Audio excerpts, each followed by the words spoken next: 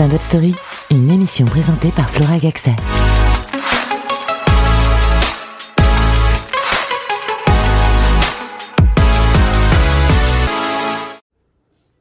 Bonjour, vous écoutez Stand-up Story, l'émission qui vous plonge dans l'univers du stand-up.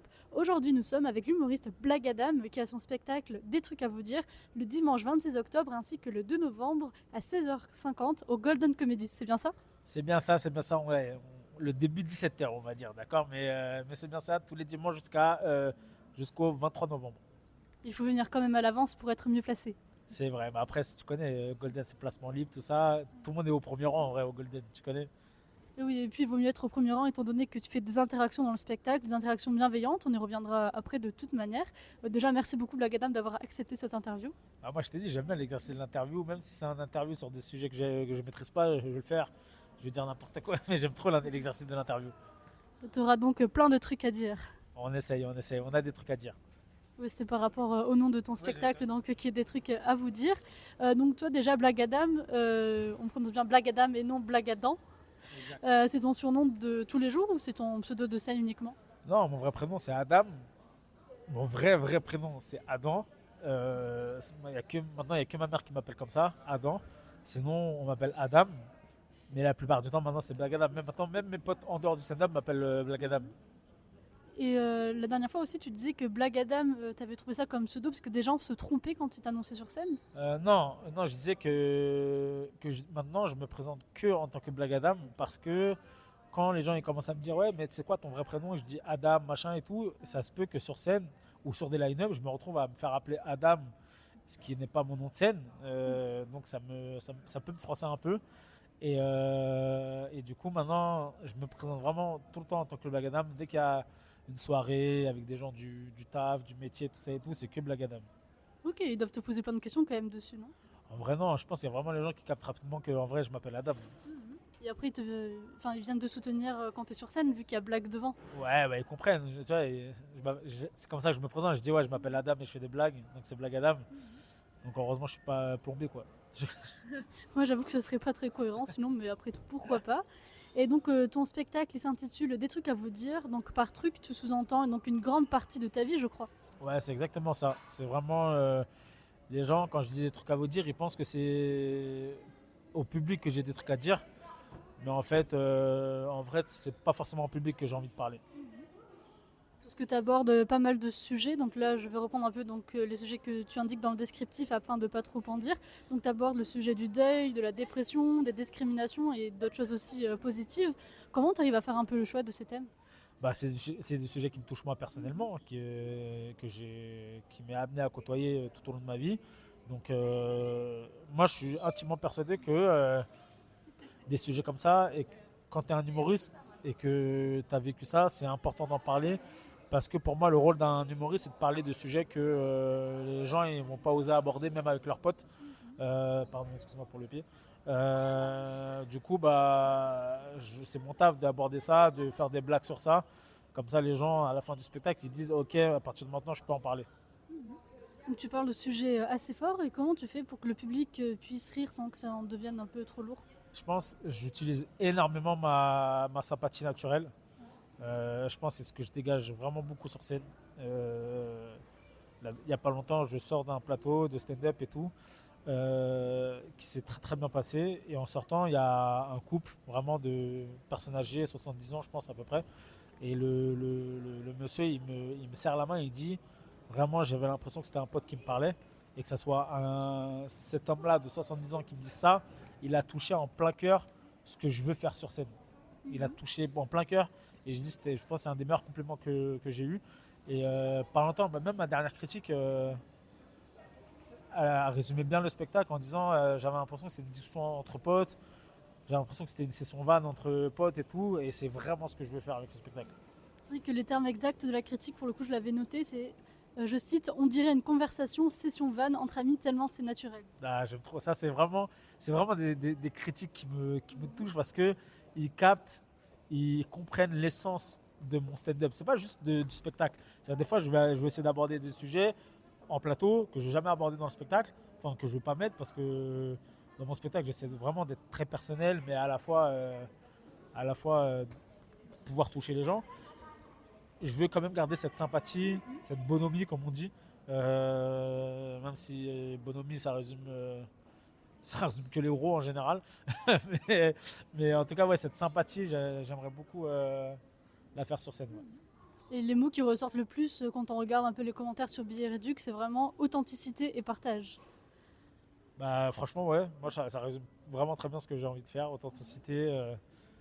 En vrai, surtout que moi, je pense pas forcément être authentique. Je pense que les thèmes que moi j'aborde, c'est des thèmes que les humoristes ont abordés 1000 fois. Tu sais, pour moi, la qualité d'un humoriste, c'est d'essayer de faire croire au public dans son spectacle qu'ils ont vécu un truc unique. Tu vois. C'est pas vrai, parce que le spectacle il est rodé, et ça, c'est du même à la fin, à part une minute qui change à chaque fois. Mais en vrai, s'ils reviennent le lendemain, hein, ils vont voir 95% du même spectacle. Mais je veux que quand ils sortent de la salle, ils aient l'impression que s'ils reviennent, ils vont pas voir la même chose. Et c'est ça que je veux absolument faire. Et c'est ça quand on me dit ouais, c'est en fait, je veux donner l'impression que limite tout le spectacle est en impro. Tu vois ce que je veux dire, Romain? Ouais. Mais après, il y a une petite part d'improvisation quand même quand tu discutes avec eux. Bien sûr, bah c'est pour ça que je mets de l'impro. Parce que j'essaie de l'amener de la manière la plus naturelle possible. C'est vraiment, je veux jauger en fait, je veux qu'ils ne comprennent pas le moment où je rentre dans mon spectacle. Je veux que je leur parle et au bout d'un moment, tu sais, eux, ils m'ont parlé du fait, oh, on est en couple. Ah ouais, boum. Bah, là, on va parler de 20 minutes pendant l'amour. Et je veux qu'ils pensent que j'ai parlé d'amour parce qu'ils m'ont dit qu'ils sont en couple. Pas parce que c'est prévu dans le spectacle. Tu les manipules positivement. Toujours, toujours. Faut toujours diriger. Peut-être que je suis un pervers narcissique, je sais pas. Mais non, loin de là. Et est-ce que tu penses que le fait d'échanger avec le public, puisque tu as été MC au Panama Café, maintenant tu es MC au Golden Comedy, tu penses que ça t'a aidé justement à être plus à l'aise dans ces interactions-là ou c'est venu naturellement? Comment ça s'est fait? Ah ouais, totalement. Le rôle de MC, il m'a tellement aidé à trouver mon naturel. Mon naturel. Ah ouais, de fou. Franchement, moi, je suis toujours MC au Paname. Ok, toujours MC, je joue beaucoup au Paname, je joue beaucoup au Golden, je joue beaucoup au Prince Comedy Club, au Fridge. Et on me donne beaucoup cette tâche de MC. Et au fur et à mesure, bah ouais, ça a développé tellement le naturel de l'impro et tout. Surtout qu'il y a un moment donné où j'ai capté qu'en impro, t'as pas besoin d'être drôle tout de suite. C'est-à-dire que quand on te donne une information, ça se trouve, c'est pas avec celle-là que tu vas faire rire. Et des fois, quand tu commences à vouloir faire de l'impro et tout, tu penses que tu dois être drôle tout de suite. Maintenant, elle me dit un truc, ah, je dois être drôle maintenant. Non, t'es pas obligé. Va gratter une petite information en plus. Va poser une petite question. Surtout que j'aime même poser des questions. Les gens, ils s'attendent pas à la question, tu vois. J'aime bien ça. Et donc, ça fait des réactions un petit peu différentes. Et moi, c'est ce que je suis dans la vie. Des fois, quand on me raconte des histoires, je pose des questions sur les détails, mais jamais la personne elle va penser que je vais être dans ce détail-là, tu vois. Et à force de faire de l'impro en MC, bah c'est venu comme ça, de vouloir pas forcément être drôle tout de suite. Et je pense que c'est important de ne pas vouloir être drôle tout de suite en impro. Oui, oui, en plus comme ça aussi ça rend le spectacle unique parce que les interactions sont différentes, c'est que tu dis pas la même chose. Et toi, ton spectacle, tu l'as déjà fait dans différents théâtres parisiens, je crois, ces dernières années. Est-ce qu'il s'agissait du même spectacle? Est-ce que le nom était identique ou... Non, en vrai, je considère que là, c'est toujours le premier spectacle. Alors qu'avant, il avait un nom différent. Il s'appelait À la maison. Parce que je parlais beaucoup du fait que sur scène, je me sentais comme chez moi. Partout où je suis chez moi à partir du moment où je suis sur scène. Mais après, le spectacle, il a arrêté de me plaire.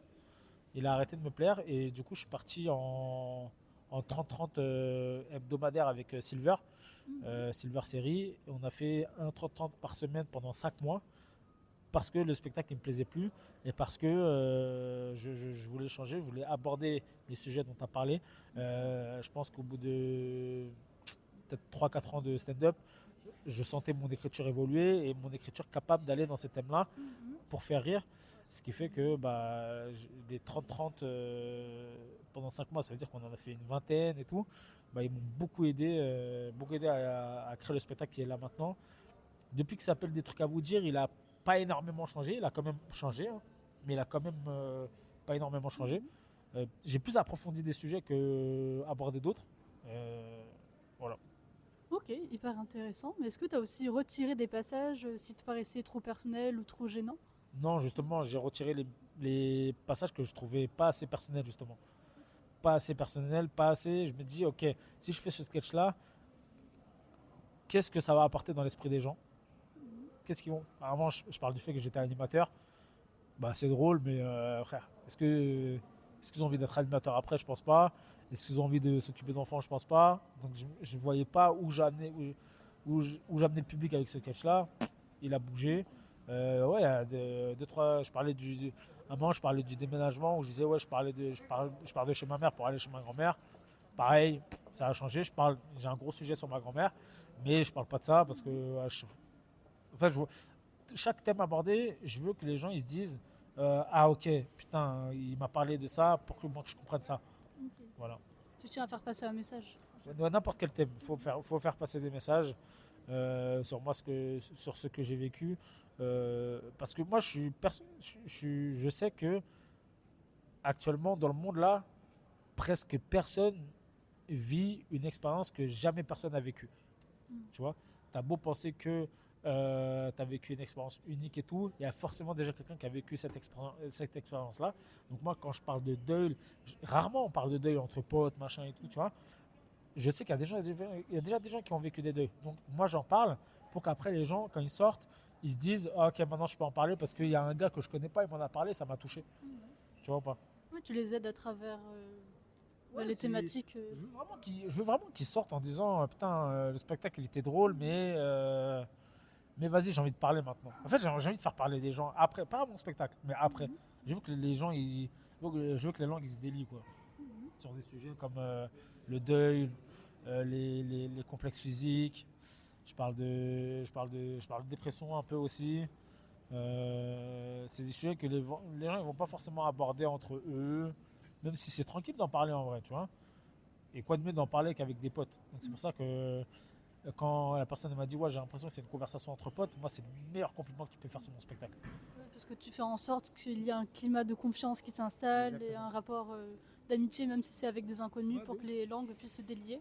Bien sûr, même tu regardes dans mes stories Instagram, tout ça et tout, je pose beaucoup de questions, j'ai beaucoup de jeux, des petits sondages, tout ça et tout, et ça m'amène à v'là parler avec les gens, beaucoup parler, et à force de parler, je te jure que moi, enfin, les gens abordent des sujets avec moi que les gens ils ont jamais abordé avec leurs parents, avec leurs frères, avec leurs potes, leurs meilleurs potes, voilà quoi. C'est vrai qu'en story, il met beaucoup de jeux, notamment les tu préfères. Donc je vous invite à aller voir son compte Instagram, donc Blagadam, Blagadam. Pourquoi le concept de tu préfères d'ailleurs? Bah après, tu préfères, moi j'aime bien parce que c'est un petit peu tricky, tu vois. Des fois, je fais des trucs banals, des fois, je fais des trucs un petit peu où les gens, vraiment, tu sais, ils maintiennent la story parce qu'ils réfléchissent à la question. Moi, c'est le meilleur truc. Ils maintiennent, tu vois, quand tu fais ah ouais, mais là, non, mais là, si je réponds ça, mais en fait, non, et tout. Et donc, moi, à partir du moment où ils se concentrent sur la story, ça veut dire que j'ai fait le taf avec des petites questions par-ci par-là, quoi. Et ça peut donner de l'inspiration derrière pour ton spectacle, les réponses? Bah, j'ai pas l'impression que ça soit arrivé là, mais oui, bien sûr. Toute expérience vécue, parce que moi, c'est ça que je veux, c'est toute expérience vécue, que j'ai vécue, peut être utilisée sur scène. Et tu auras un exemple là de tu préfères? Ah là là là là, ok, attends. Attends. On pourra y revenir après si tu Ouais, veux à la vas-y, fin de l'interview. Déjà, du coup, je vais essayer d'en trouver un petit peu. Ok, vas-y. Le pauvre, il va devoir répondre aux questions et en même temps réfléchir à un fameux tu préfères. T'inquiète. Dans le résumé du spectacle, à la fin, il est indiqué comme quoi tu es un artiste engagé. C'est-à-dire? Bah, engagé, bah, j'aime bien, tu vois, par exemple, engagé contre la grossophobie. Moi, sur mon Instagram, tu vois que je défends des causes qui me sont chères. Et donc, ouais, je pense que j'espère être un artiste engagé parce que pour moi, tu peux être un artiste, c'est forcément être engagé. Tu peux pas faire de l'art si t'es pas quelqu'un d'engagé. Si tu fais passer des messages, c'est être engagé du coup. Bien sûr, qu'importe le message. Hein. Il y en a, ils sont engagés dans le mauvais sens, tu vois, mais ils veulent faire passer des messages.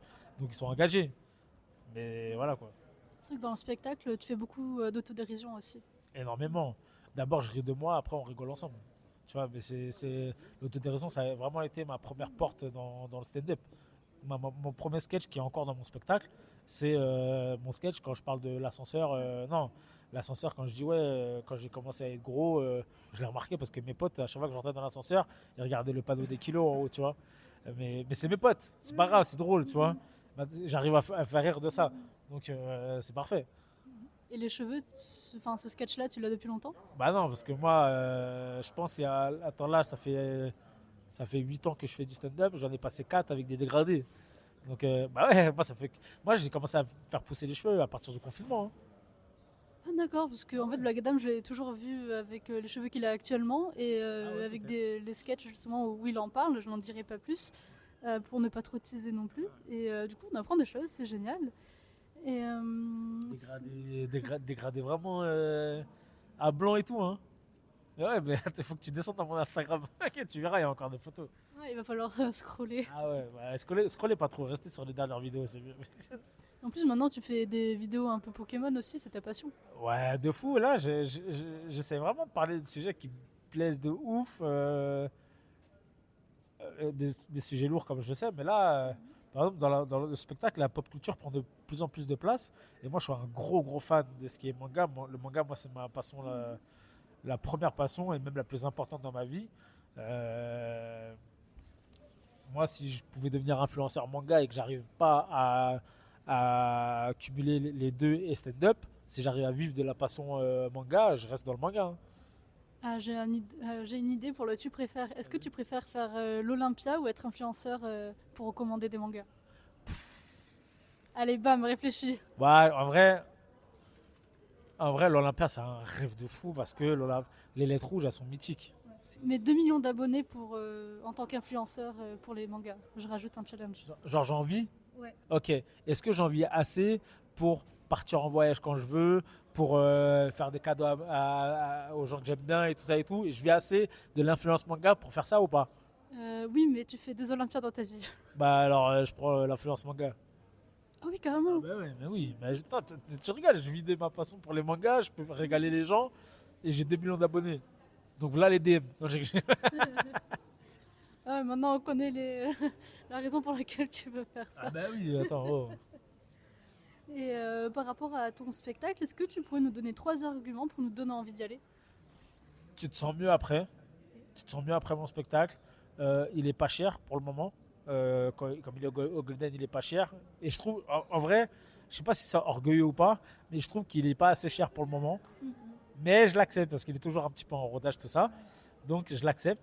Donc, et le dernier truc, vraiment, il est drôle. Il est drôle, sincère.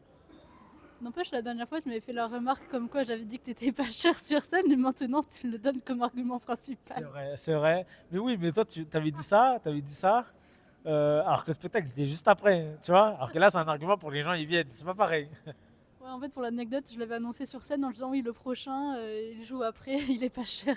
Ah ouais. Mais voilà, tu vois, il joue après. C'est même pas entre. Tu vois, moi, avant de dire il est pas cher, je dis il est drôle. Oui. Tu vois. Donc je dis il est drôle et il est pas cher. Mais il avait déjà fait ses preuves avant avec un sketch. Oui, c'est vrai, c'est vrai. C'était maladroit, Non, bah non. désolé. J'avais fait juste la chauffe.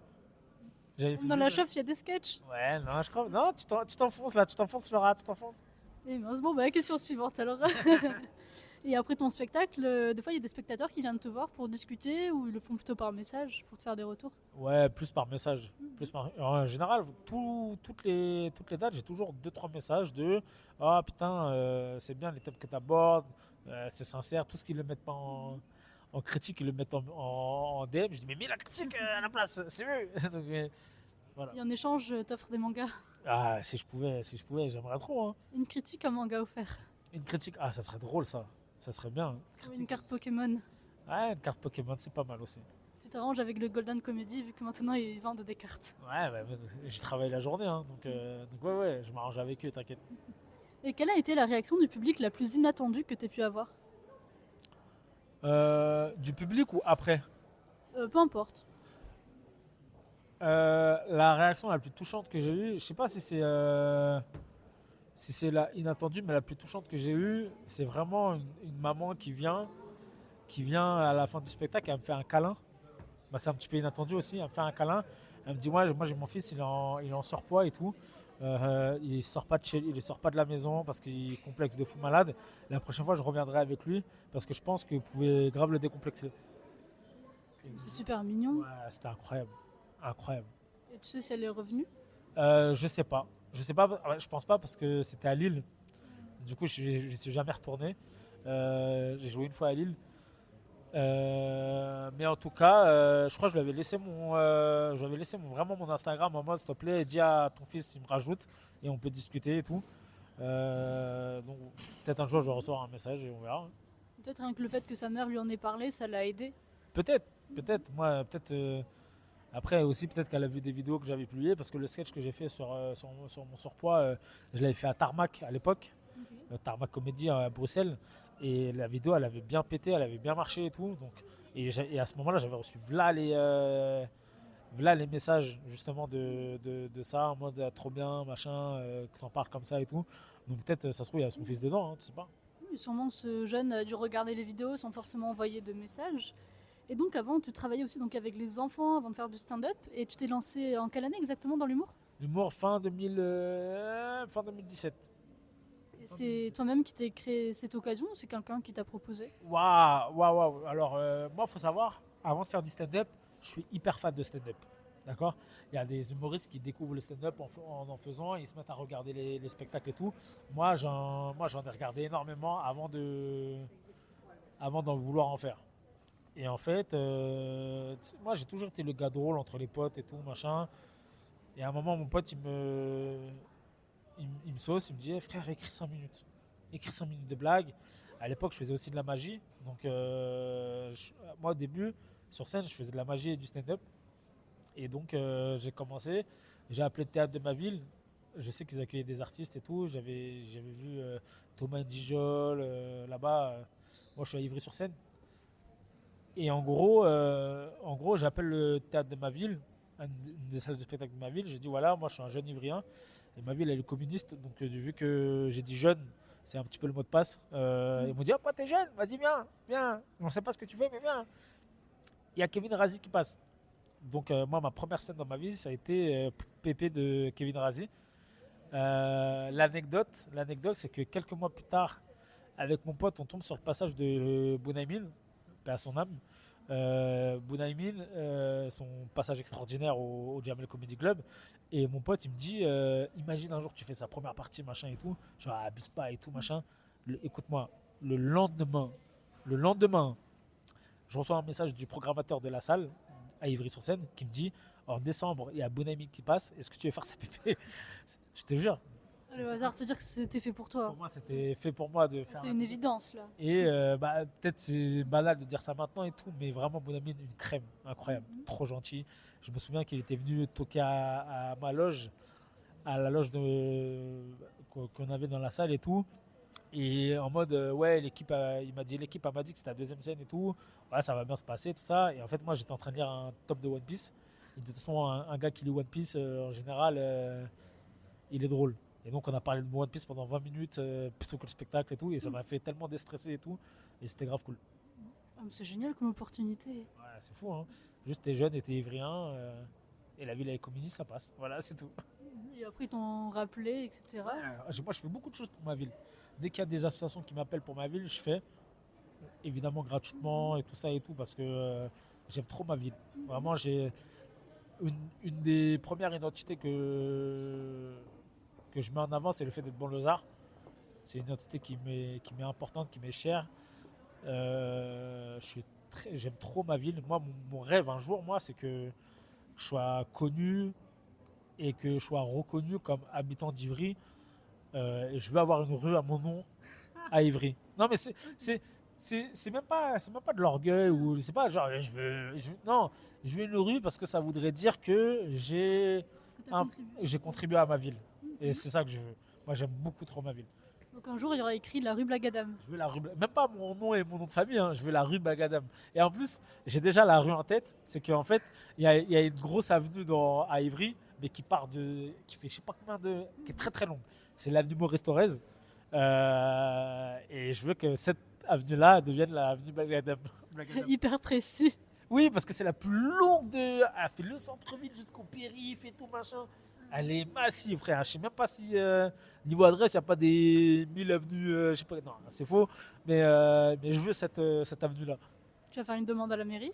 Pas encore, je suis pas connu, vous me direz, t'es qui? Tu vois. Bah, tu dis j'ai fait la première partie d'un tel et d'un tel. Ouais, mais bon, mais oui, T'es jeune. j'ai fait la première partie d'un tel et d'un tel, mais, mais quand Jamel Debbouze il est passé à la fête annuelle de ma ville, tu connais les fêtes annuelles des villes et tout, et bah, il y avait Jamel Debbouze qui a été invité, il a fait un spectacle et tout, sur l'esplanade de la mairie, euh, et j'ai demandé à faire la PP, mais en tant que professionnel et tout, on me l'a refusé.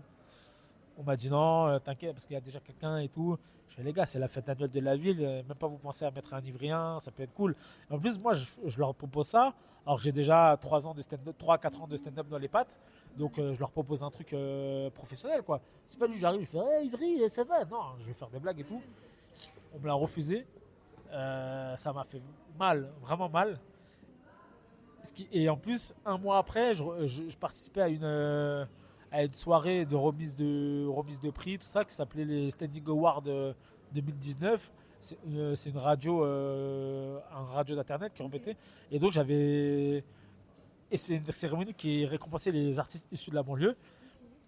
Et donc j'avais été élu humoriste de l'année banlieusard et tout, mais après il y avait Pierre Hertou dans les nominés, donc ça volait pas haut, quoi. Tu vois, non, Pierre Hertou c'est un pote, hein, je préfère le dire. On fait que se vanner. Mais, et du coup, j'ai reçu ce prix-là en tant que humoriste banlieusard. Et on m'a refusé de jouer sur la scène de ma ville. Et ça m'avait rendu ouf à l'époque. Et tu retournes quand là-bas pour montrer ce que tu sais faire? J'attends qu'on m'appelle pour le spectacle. Mais sinon, je continue à faire des trucs pour la ville. Je continue à faire dès qu'il y a une association qui veut organiser des soirées. Je leur dis, vas-y, moi je suis là. J'amène mes potes humoristes. J'amène mon équipe à chaque fois. Et ils savent très bien à quel point. Tu sais, quand je ramène mes potes humoristes, ils savent. Il n'y aura pas d'argent, les amis, mais venez avec moi parce que ça va être cool. Et ils acceptent parce que c'est mes potes, c'est mon équipe. Et c'est pour la bonne cause. Et c'est pour la bonne cause, tu vois. Et du coup, dès que c'est un truc pour ma ville, j'accepte. T'es engagé, c'est chouette. J'aime trop ma ville. Moi, elle m'a tellement donné quand j'étais jeune.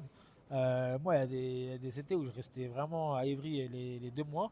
Mais c'est les meilleurs étés que je passais de ma vie. Hein. C'était trop bien. Et t'en parles pas sur scène de ça? Pas encore. Parce que justement, je trouve j'ai pas encore trouvé le bon angle, assez bon angle où justement les gens à la fin ils vont se dire ah ok putain il a parlé de ça. Là si je dis juste hey, salut je suis Blanc Lézard, j'adore ma ville, on s'en fout tu vois. Mais je veux essayer de trouver un angle qui soit intéressant, qui laisse les gens penser ah ouais putain en fait peut-être je devrais m'intéresser à ce qui se passe en banlieue. Et que même chacun puisse s'intéresser à sa propre ville aussi. À sa propre ville aussi. Moi le but c'est ça en fait. Le but c'est que soit ils s'intéressent à la banlieue en général et s'ils ne sont pas de banlieue, ou soit s'ils sont de banlieue, je veux qu'ils s'affirment en tant que banlieusards et que c'est pas une tare, hein. C'est une force d'être banlieusard. Quand à poste égal, tu sais très bien qu'un banlieusard il a beaucoup plus galéré et forcément ça veut dire qu'il est plus compétent. S'il a plus galéré, s'il a plus galéré, il est plus compétent, Et qu'il est plus acharné aussi. plus acharné aussi. Et ce serait quoi un peu tes objectifs au niveau du court, moyen et long terme? Long terme, ça serait la rue à ton nom. Le moyen, avoir ton spectacle. À court terme, là, je pars habiter à Montpellier quelques mois pour ma paix d'esprit, pour éviter un burn-out, on va dire. Mais pas rien à voir avec le stand-up. Un burn-out côté perso et tout. Donc je vais aller là-bas. J'ai choisi Montpellier parce que je connais très bien les humoristes et les endroits de stand-up là-bas. Les gens, quand je dis ça aux collègues humoristes, ils me disent ouais, mais du coup tu vas arrêter le stand-up. Non, non, non. J'ai choisi Montpellier parce qu'il y a du bon stand-up là-bas et que je vais continuer. Mais je vais me reposer un peu. Je vais continuer à écrire le spectacle. Je vais continuer à le jouer à Montpellier. Et je vais revenir avec un spectacle patate de fou. J'annonce. Hein. Là, il coûtera pas 8 euros Golden. Il coûtera 25 balles dans les théâtres parisiens, je le dis, et il méritera 25 balles, d'accord? Et donc je vais revenir avec ça, mais pour l'instant c'est vraiment, là je pars fin novembre pour me reposer un peu. Hein, pour me reposer et pour jouer aussi, mais là, même si je connais tous les lieux là-bas, les humoristes, et qu'ils me donnent toutes les dates qu'ils ont tous les mois, je vais jamais jouer autant qu'à Paris. Donc la fréquence de jeu, la stimulation fatigue, tout ça sera moins importante qu'à Paris. Tu vas te ressourcer, tu vas travailler, c'est super chouette, il y a de beaux projets qui t'attendent. Est-ce que tu aurais un dernier élément sur lequel je voudrais rebondir pour terminer l'interview? Ouais, venez voir le spectacle si vous voulez passer un bon moment. Euh, il est intéressant à voir le spectacle. C'est marrant parce que pile quand on dit ça, évidemment il y a du bruit, c'est comme s'il était censuré pour faire la promotion de son spectacle. On va donc faire un tu préfères en attendant peut-être avant de. Une fois que le bruit sera plus éloigné pour. Quoique. Ah non. Ah. C'est bon finalement, je crois que c'est un petit peu moins bruyant. Donc n'hésitez pas à aller. Enfin, à part si tu avais une idée de tu préfères pour clôturer l'interview. J'ai un tu préfères. Ah. J'ai un tu préfères. Il est un petit peu tricky, d'accord? Est-ce que tu préfères déménager dans la ville, dans le pays de tes rêves? Ça serait quoi, toi? Honnêtement, je me sens bien à Paris alors. Non, arrête de. Tu vois, c'est ça. Il y a toujours des gens comme ça dans mes tu préfères. Non, moi, t'inquiète. Alors, ok, tu préfères déménager dans la ville de tes rêves, loyer offert. Tu payes pas le loyer, Ok. d'accord? Par contre, Attends, n'importe quel type de superficie. tu peux avoir un manoir, d'accord? Non, mais manoir. Avec quelqu'un qui fait le ménage. Non, t'as le loyer. Tu payes. Non, si tu as un ménage, tu payes. D'accord.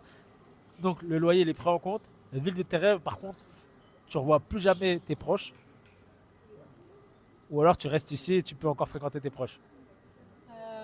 Après, mes proches ne sont pas forcément à Paris. Donc ça compte pas. Allez, bam. T'es la pire personne à qui jouer à mes jeux. Il s'était appliqué en plus pour trouver un oui. tu préfères. C'est pas grave, les gens ils vont commenter, t'inquiète, je vais aller voir les commentaires, je vais leur répondre.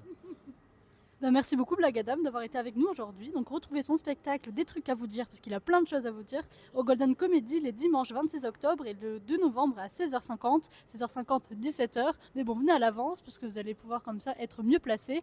Et ensuite, il faudra le suivre aussi sur Instagram pour aller le voir à Montpellier. Exactement. Vive les Montpelliérains, vive l'Hérault. C'est le département.